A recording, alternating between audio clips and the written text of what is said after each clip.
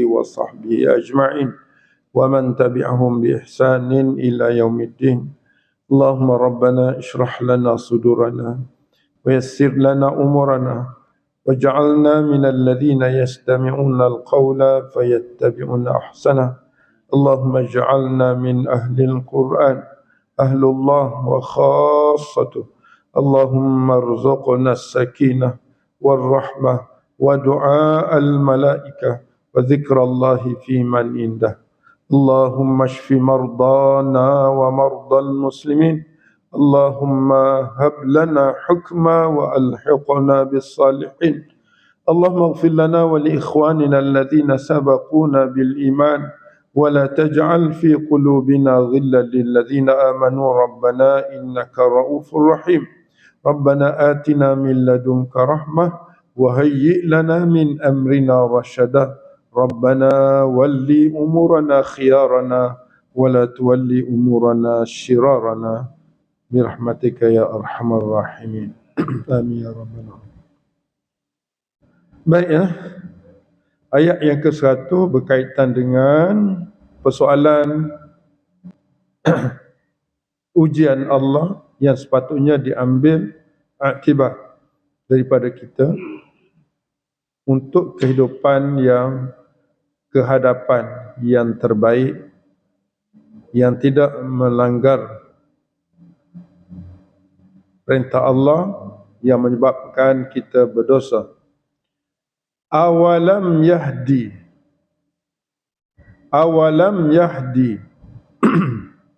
itu persoalan.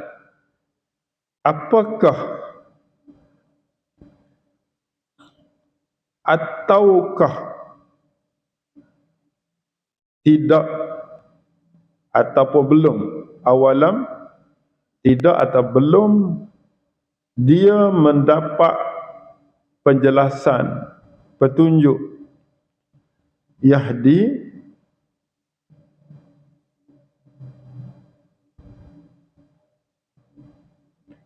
apakah belum dia mendapat petunjuk? Siapa? Lilladzina yarithunal ardh min ba'di ahliha, bagi orang-orang ataupun kepada orang-orang yang mereka mewarisi bumi dari selepas, min ba'di dari sesudah penduduknya dibinasakan.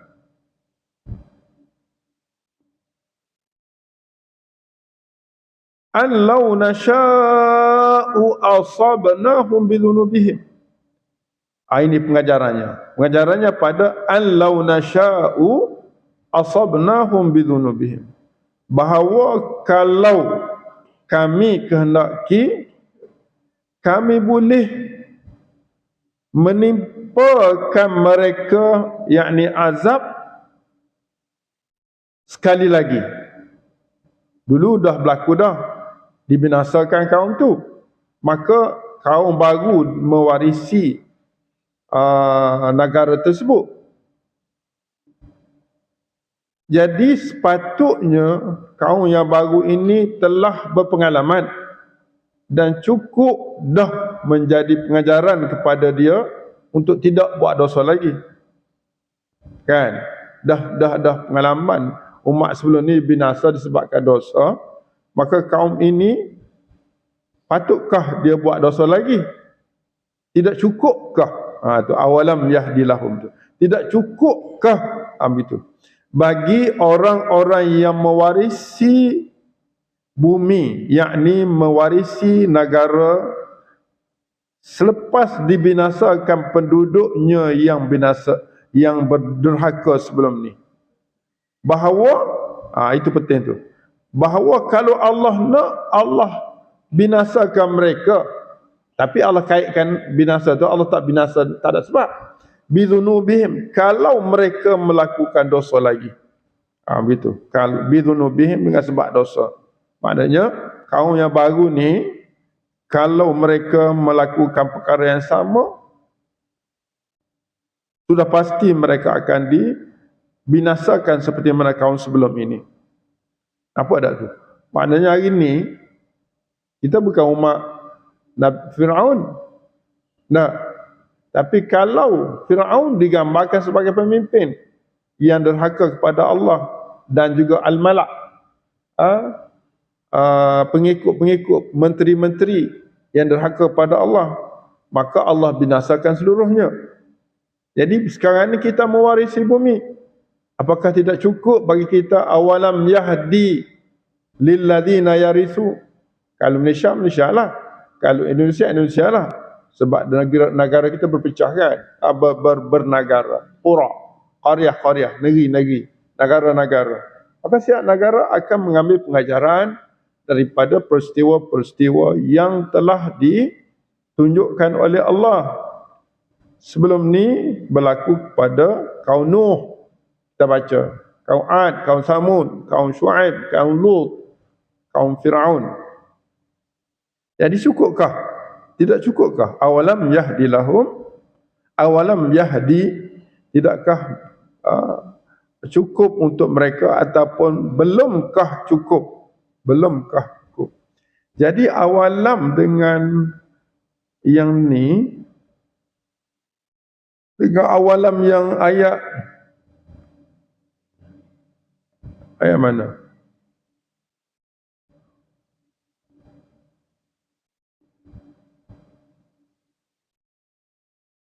Awalam yahdi lilladzina yarisu. Ni dia terjemah ataukah.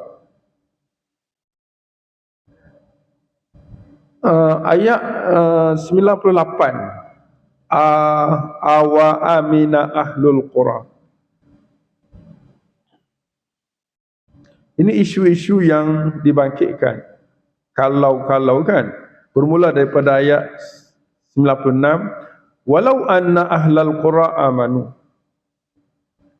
Kalau penduduk beriman dan bertakwa, wajib ke atas kami membuka kepada mereka segala kebaikan daripada langit dan bumi.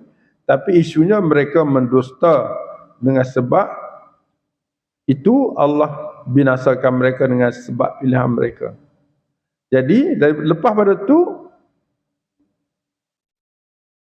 Allah tanya, maknanya tanya ayat 97, afami, maknanya dari sudut kita ni, dari sudut nilai perasaan, nilai hidayah, yang perlu ambil satu, kita kena berfikir, afa amina ahlul qura ay ya'tiyahum ba'suna bayatan wa hum naimun. Satu,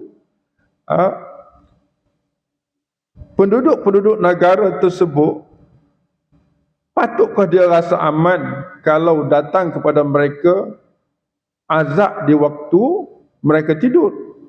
Ayat 98, ataukah patut mereka, penduduk-penduduk pura itu, rasa aman kalau datang kepada mereka azab kami di waktu duha, sedang mereka bermain-main ataupun mereka bekerja?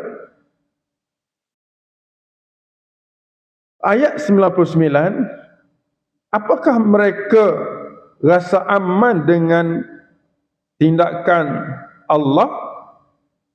Dan yang tidak, yang merasa aman hanyalah orang-orang yang rugi. 3. Hari ini pula Allah kata awalam yahdi, belum cukupkah? Belum cukupkah? Masih lagi dibongkar. Belum cukupkah bagi orang-orang yang sekarang ini berkuasa mengambil pelajaran dari apa yang lalu itu? Begitu.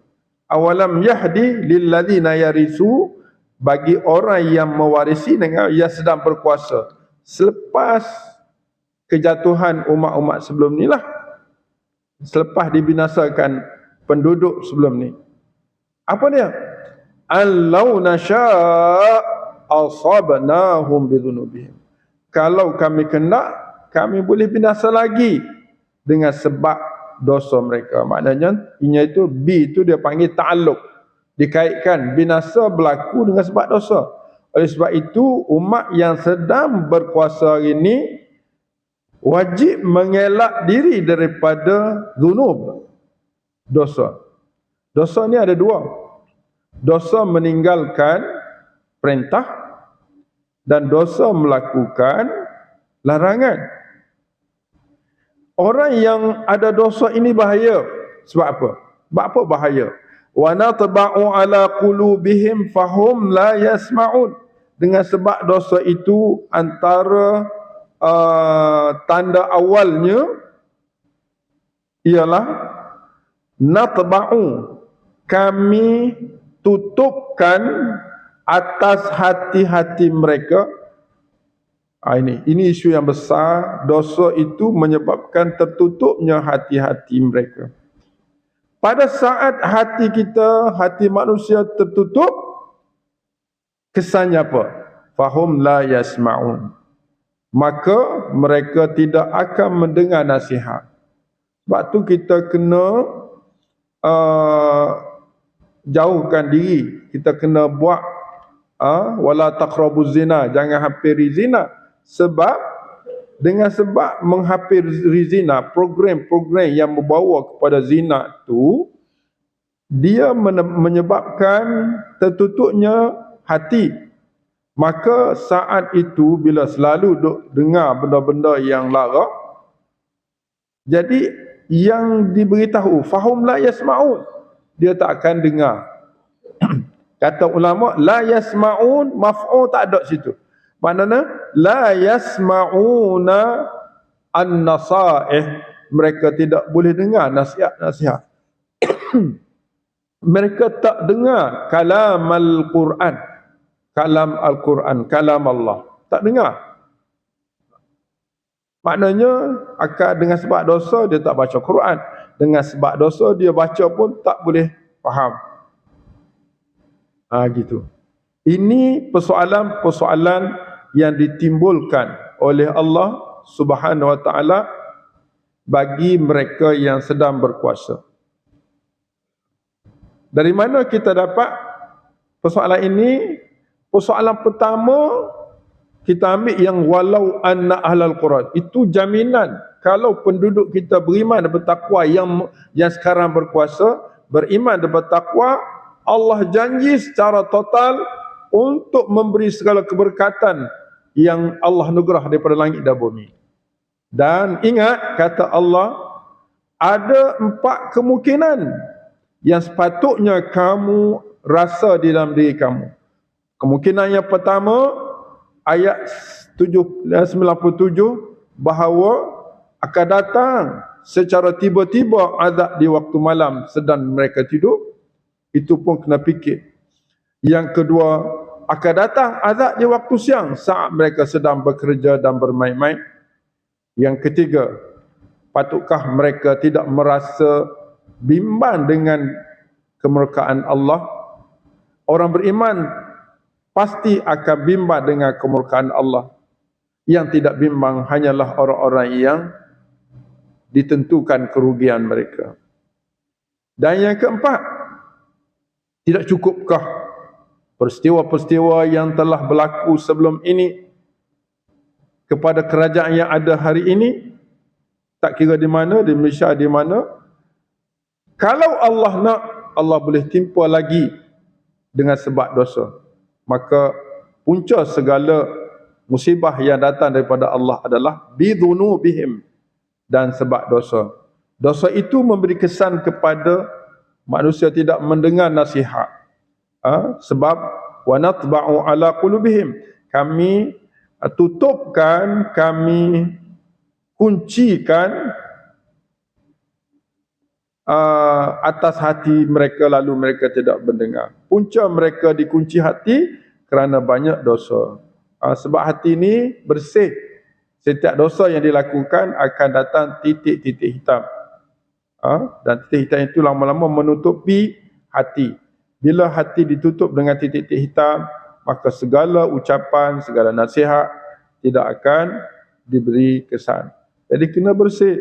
Macam mana nak bersih hati yang kotor?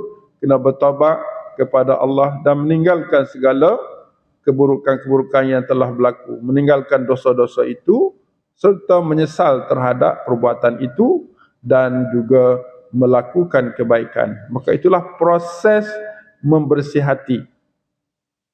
Habis itu. Jadi kita nampaklah ayat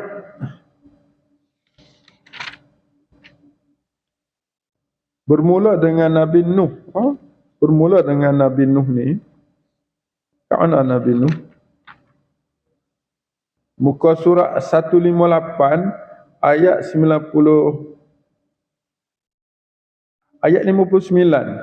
Laqad arsalna Nuhan ila qaumihi ya qaumi i'budullaha ma lakum min ilahin ghairu inni akhafu alaikum adzaba yaumin azim. Satu kisah. Kemudian kisah ayat 65 wa ila adin kaum Ad, Hud, kaum Nabi Hud, kaum Ad.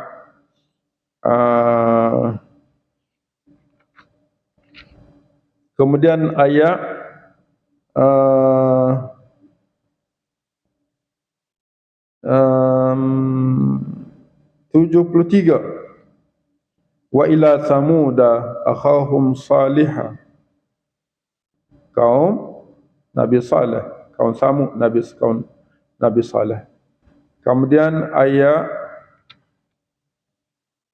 70 ayat 80 wa lutan id qala liqaumihi atatuna al-fahisha.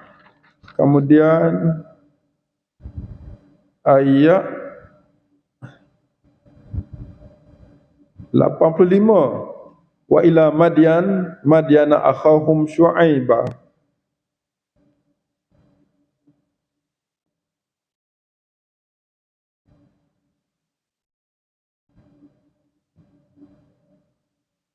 Syu'aib ini panjang sampai ayat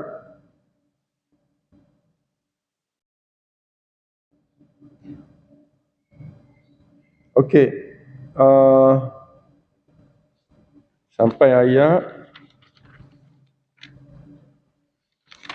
ini Syu'aib ni maknanya sampai mungkin ayat 92 tu. 93. Kemudian 94 Allah membuat kesimpulan. 95 kesimpulan juga. Dan sampai inilah yang kita nak kait dengan ayat baru ni. Ayat 101 tu. Tilkal qura. Tilkal qura tu qura daripada Nabi Nuh lah. Yang paling jelas tu daripada ayat 59 tu. Tilkal qura tu. Negeri-negeri tersebut, negeri-negeri tersebut, negeri yang kita baca daripada ayat 59. Negeri-negeri tersebut, tilkal qura, al-qura alif lam tu itu, negeri-negeri yang telah dibacakan tadi. Nah, naqussu alaika, ini tujuannya. Naqussu, kata Allah, kami kisahkan atas engkau wahai Muhammad min ambaiha, daripada berita penduduk. Ambaiha, ambail qura. Jadi syukur kepada Allah kerana umat Nabi Muhammad mendapat berita yang berlaku semenjak zaman dahulu sampai hari ini. Dan kalaulah tiadanya Quran, maka kita tidak boleh tahu berita-berita yang berlaku pada umat-umat sebelum.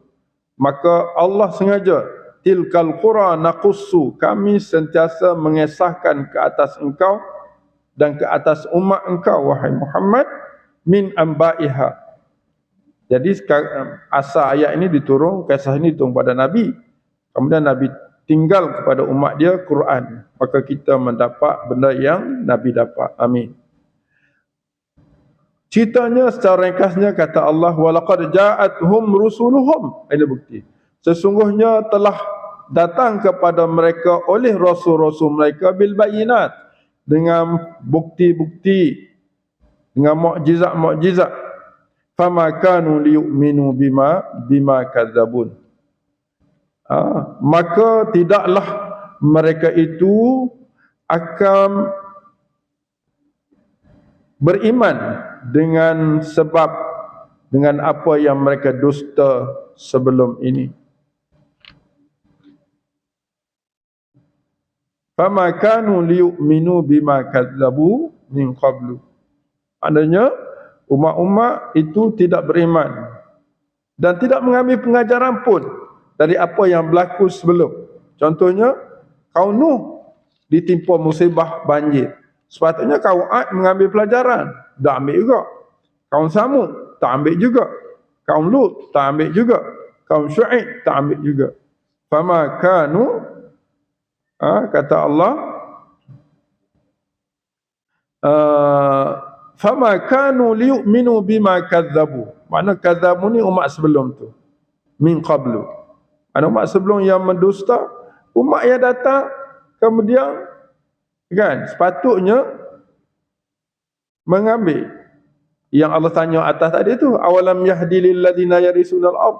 Sepatutnya yang mewarisi kaum Nuh, kaum mana tadi? Kaum Hud.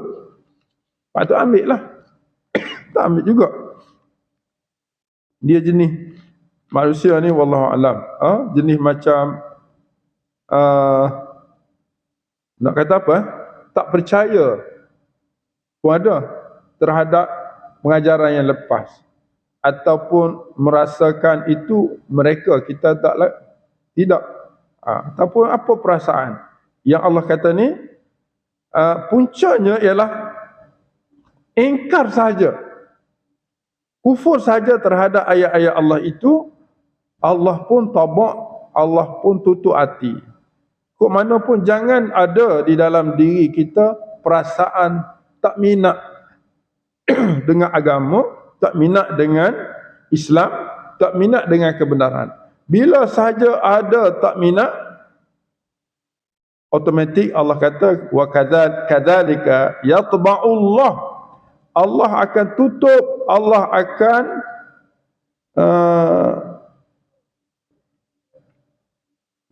mengunci.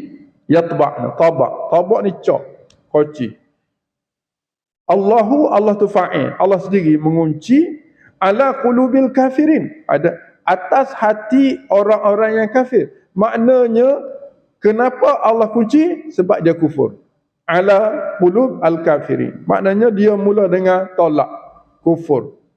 Kalau nak dibuka balik, kena beriman dulu. Lagi mana dia tak beriman, dia tak nampak kebenaran. Jadi hari ini kita nak cerita Islam kepada non-Muslim, kan? Dia macam tak faham. Dia tak nampak. Sebab dia kufur. Bila dia kufur, dia dah tolak Islam, dia tak boleh faham. Kan? Dia nak faham macam mana? Dia kena terima satu ideologi bahawa Islam ni baik ke? Kita kena dengar, kalau baik nak ikut, hak tu baru dia berubah. Lagi mana dia menentang, dia engkar, kufur, tanpa memahami, saya itu Allah tak buka hati. Kita ni kena ada sifat nak. Bila diberitahu rasa nak, baru Allah Subhanahu Wa Taala buka pintu hati. Makna sebab tu inna hadainahu sabila, kan? Inna hadainahu sabila, sesungguhnya kami, kata Allah, tunjuk dia jalan benar. Imma syakiran, dia kena buat keputusan dulu, sama aja nak jadi syakiran, nak ambil kalau baik, atau kafur, nak menolak. Kalau dia tolak, automatik hati dia ditutup. Ada tolak dah. Jadi sikap kita mesti kena berwaspada. Kalau nak marah macam mana pun, jangan segera, kena tahu dulu orang yang kita marah tu ada kebaikan ataupun tidak, baru kita boleh menilai. buruk baik sesuatu tu. Sifat orang dulu dalam ayat 102 sorry. Wa ma wajadna li aktsarihim wa ma wajadna, dan tidak kami mendapati li aktsarihim, bagi kebanyakan mereka yang kafir itu, min ahdin ay min wafa'il ahdi. Min ahdi ni daripada menunaikan janji. Kan, dia kalau dia berjanji pun dia tak tunai. Orang-orang yang kufur, yang hati tertutup ni, kalau janji, kebanyakan mereka, Allah kata wa ma wajadna, kami tak dapati kebanyakan mereka min ahdin, daripada menepati janji mereka. Yang berlakunya kepada orang kufur ni, wa in wajadna aksaruhum, dan sungguh, itu dengan makna sungguh, dan jika kami dapati secara sungguh-sungguh, aksaruhum, kebanyakan mereka, la fasiqin, benar-benar orang-orang yang fasik. Dia suka buat maksiat. Maksiat ni fasik lah. Maknanya yang tunai janji tak ramai, tapi yang melakukan fasik, maksiat ramai. Inilah sebab berlaku kebinasaan, musibah-musibah yang menimpa umat kerana dia janji, dia tak buat. Janji dengan Rasul yang diutuskan pada setiap umat itulah. Kemudian ayat 103, thumma ba'atsna min ba'dihim Musa bi ayatina ila fir'auna wa mala'i. Kemudian last sekali kami telah utus selepas mereka ni selepas Syuaib. Ni kaum Syuaib, mungkin yang terakhir sekali. Selepas kaum Syuaib, kami utuskan selepas mereka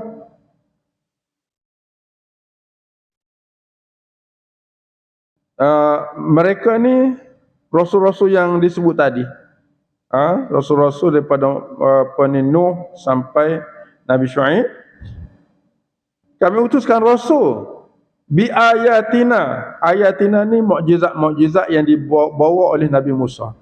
Tongkat menjadi ular, tangan dia jadi bercahaya dan seumpamanya, belalang dan seumpamanya. Dan ayat-ayat ni, mukjizat-mukjizat ni dibawa kepada Firaun dan juga menteri-menteri malaihi itu, menteri-menteri Firaun. Fadhalamu biha. Sebaliknya, Firaun dan malaihi ni zalamu biha, mereka menzalimi dengan mendustakan ayat-ayat Allah itu. Zalamu ni tidak pukul saja, tidak khianati saja, mendustakan terhadap ayat-ayat Allah itu dikatakan juga sebagai zalamu biha. Zalim ni tak percaya. Zalim. Sepatutnya kita percaya. Kesudahan Firaun macam mana? Fanzur kaifa kana aqibatul mufsidin. Lihatlah kesudahan Firaun dan pengikut-pengikutnya, bagaimana mereka dibalas dengan sebab mereka melakukan kerosakan. Mufsidin, mereka rosak dan melakukan kerosakan. Mufsidin ni mereka sesat, fasid dia panggil. Kalau mufsidin ni dia dahlah fasid, dia menjadikan orang lain fasid, maka dia mendapat gelaran kedua mufsid. Asal dia fasid, fasidin. Kemudian dia ajak orang lain buat jahat sama, maka dia digelar mufsidin. Dan kedua-dua ini, fasid dengan mufsid, dia juga mendapat gelaran fasiqin. Fasidin, nak fasidin dulu ke fasiqin dulu? Kena fasik dulu, baru fasidin. Nak fasidin kena kafir. Itu dia punya saluran dia. Kafir, fasik, fasid. Maknanya bila kufur dia jadi fasik. Bila jadi fasik, fasid. Maknanya bila kufur tolak Allah, dia rosak. Dia tak nampak jalan, fasik. Dia melakukan dosa. Bila melakukan dosa, dia jadi fasid, dia rosak. Dan kalau dia ajak orang lain pula buat rosak, dia mufsidin. Gitu. Habis setakat itulah. Ayat yang berikut ni, waqala Musa ya Fir'aun inni rasuni, syarah kepada ayat 103 tu. Maknanya Allah kata summa ba'athna min ba'dihim Musa bi ayatina ila fir'auna wa mala'ihi fadhalamu biha fanzur kaifa kana aqibatul mufsidin. Maknanya Musa bersama Firaun dan menteri-menteri mereka. Kisahnya begini, ayat 104. Wa qala Musa ya Firaun, itu tafsir kepada ayat 103. Sampai mana tafsir dia? Panjang tu.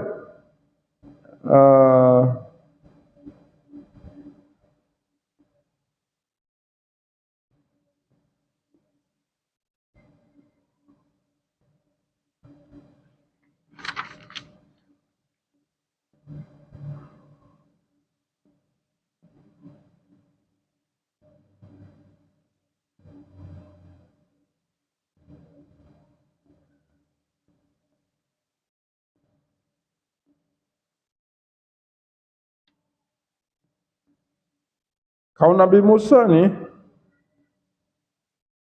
panjang-panjang cerita dia. Berbagai-bagai ayat Allah, tufan, jarat, kuman, dia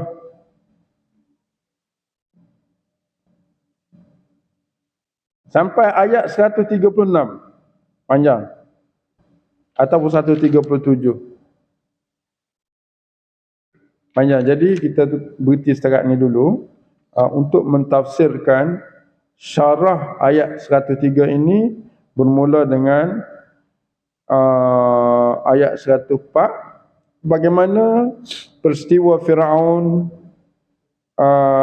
dari sudut kejahatan dia, perangai dia, ayat-ayat yang Allah SWT tunjuk kepada dia yang mereka mengingkari, mendustainya, dan akhirnya mereka dibinasakan Allah SWT sampai ayat 100, mana dalam 30-40 ayat ke depan. Lebih pada 40. Banyak, lebih ada 40 ayat. Panjang cerita dia. Nampak ni macam sampai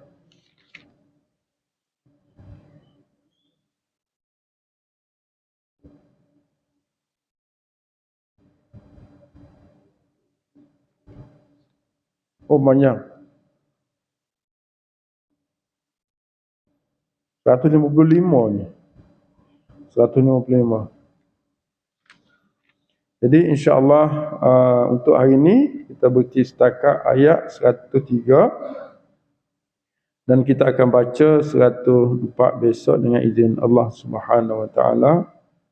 Sampai ni kena cerita Firaun ni kena bersiri, kena 3-4 siri untuk tamatkan.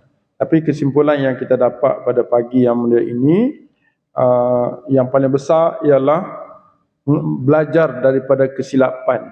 Belajar daripada kesilapan yang lalu, yang sepatutnya kita tidak ulang lagi kesilapan yang lalu itu. Dan sekiranya kesilapan yang lalu itu diulang lagi, tidak mustahil kita dibinasakan Allah seperti mana orang dahulu dibinasakan. Kata Allah, "Allau nasha'u asabnahum bidzunubihim." Ayat 100 tu. Itu kita kena ambil iktibar sungguh-sungguh daripada peristiwa-peristiwa yang berlaku. Umat ini untuk kekal merdeka kena guna ayat 96 tu. Ayat 96. Tetapi bila kita merdeka, nak isi kemerdekaan ini amat-amat berat. Yang kita kena ambil iktibar ayat 97, 98, 99, 100. Itu. 4 ayat itu kena ambil letak di dalam diri kita sebagai satu iktibar. Kebinasaan boleh berlaku melalui peristiwa-peristiwa ayat tersebut, yakni ayat 97, 98, 99, 100. Itu yang pengajaran yang kita dapat pada pagi yang mulia ini. Bolehlah kita buat satu tulisan daripada peristiwa ini, daripada ayat 59 sampai ayat 103, 102 mereka awal. Sebelum datangnya 103 mengenai Firaun, Musa dan Firaun. Musa ni maknanya seolah-olah ayat sebelum ni dah disimpulankan, dan apa yang kita dapat daripada beberapa umat dulu, dan lepas kita ambil kesimpulan pada umat-umat dulu ni, kita masuk kepada umat Nabi Musa yang panjang ceritanya.